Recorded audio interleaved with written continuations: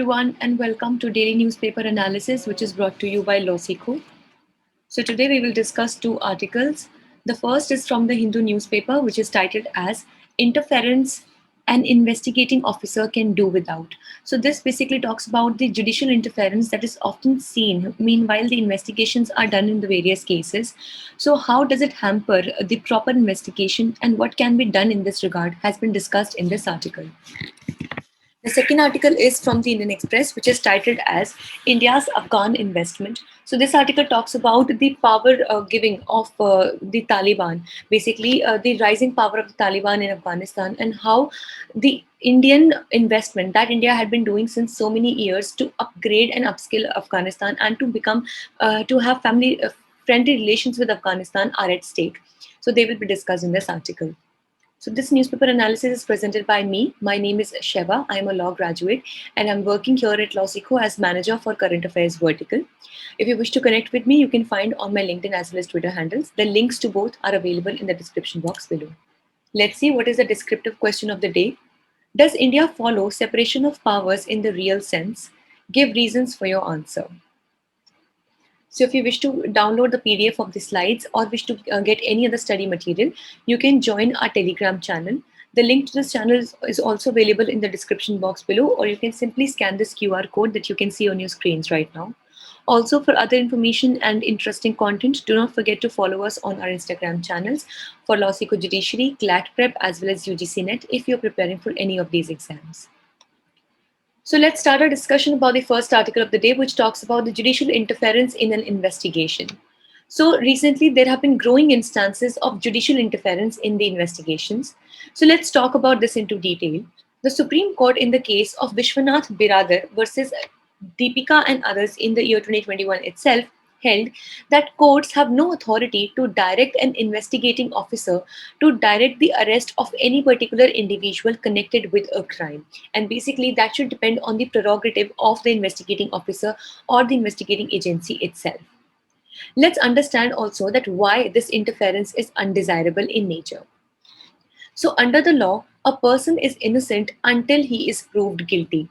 And also, we know that we follow this principle of innocence in the Indian criminal system, that unless the court proves a particular person or the court convicts a particular person with a crime, so till then that person is considered to be innocent.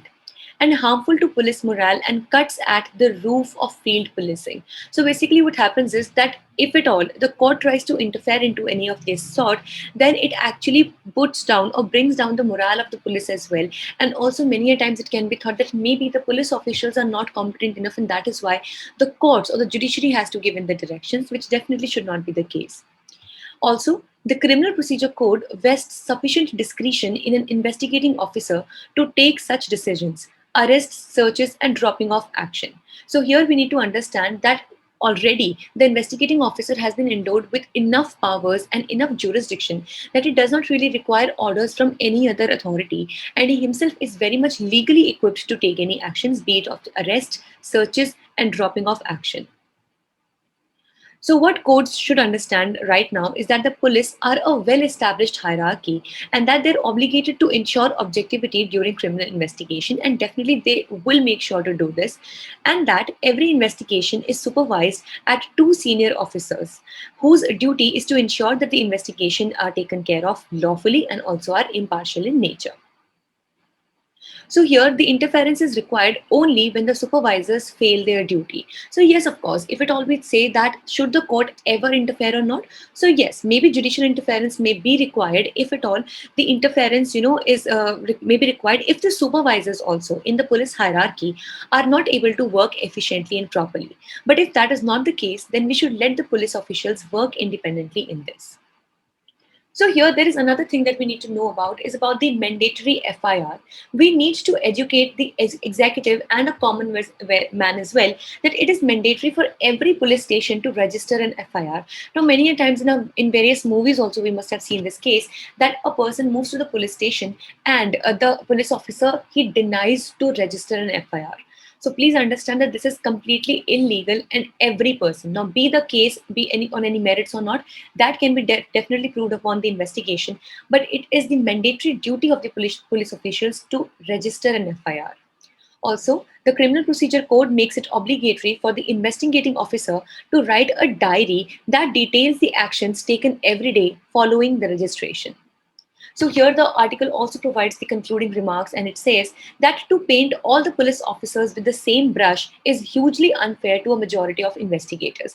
That yes, maybe there could be some officers who are corrupt or who are not very much efficient in conducting their duty, but of course we cannot generalize the situation, and thus we should not lose the faith that we should have in all the investigators. So let's discuss the second article of the day, which talks about India's Taliban investments. So the Taliban's possible triumph in Afghanistan threatens India's 20 years and also $3 billion worth of investments in various projects. Now, as we know that as per the promise, the President of America, Joe Biden, is now withdrawing the troops, the American military, back to America, and now they will not be serving anymore in Afghanistan. So definitely there is this fear that now the influence of Taliban will ever increase, and thus it would not let the democracy to bloom in Afghanistan. Now, keeping this in mind, when, if at all, in the coming future, Taliban's triumph or its emphasis or its presence increases in Afghanistan, so definitely the efforts that India had been making since last 20 years to make peace in Afghanistan, because obviously India also shares border with Afghanistan, and if at all there is terrorism going on in Afghanistan, there is a good chance that they can percolate and move forward to the Indian side as well. And of course it is a neighbor, and it would not want that there should be any kind of terrorism or any unpeaceful activity going on in the neighbors also. So that is why, since the last approximately 20 years, India had been doing a lot into the peace talk in Afghanistan, and also India had invested into various projects in Afghanistan that were about $3 billion worth. Now, these projects included, for example, libraries in Afghanistan were made, schools and education institutions and everything. So India was partnering at a very, at a forefront regime to bring forward peace and education in the system of Afghanistan.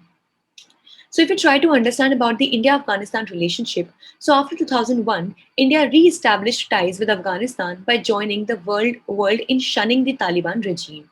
Also, India built vital roads, dams, electricity supplies, transmission lines, substations, schools, and hospitals in Afghanistan. And in 2011, India-Afghanistan Strategic Partnership Agreement was recommitted at India's assistance to rebuild Afghan infrastructure and institutions, education and technology assistance for capacity building over there. Because obviously, more the development, lesser would be the chances for terrorism to survive. And if we understand about the current bilateral trade that India has with Afghanistan, it is approximately worth $1 billion. So Afghanistan is the only SAARC nation whose people have much affection for India. Now, this we have also discussed before, that if we talk about these SAARC countries, which are the South Asian Association for Regional Cooperation, so we have learned that not many countries are many a times in favor of India or not very fond of India, especially because of the tussle that goes on between India and Pakistan. But Afghanistan has been the only SAARC nation that has been into much affection and support for India, and that is why India needs to preserve this relationship that it has with Afghanistan currently. So definitely there are a lot of projects across Afghanistan that are being funded and aided by India. So around there are 400 plus projects in all 34 provinces of Afghanistan. So some names are the Salma Dam project, Zaranj Dilaram Highway, the Parliament building over there, the Store Palace.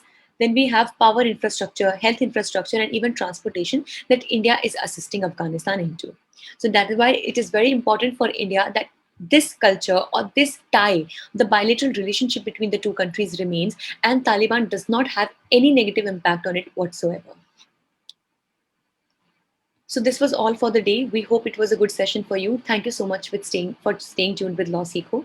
Please subscribe to our channels for never missing an update. Thank you.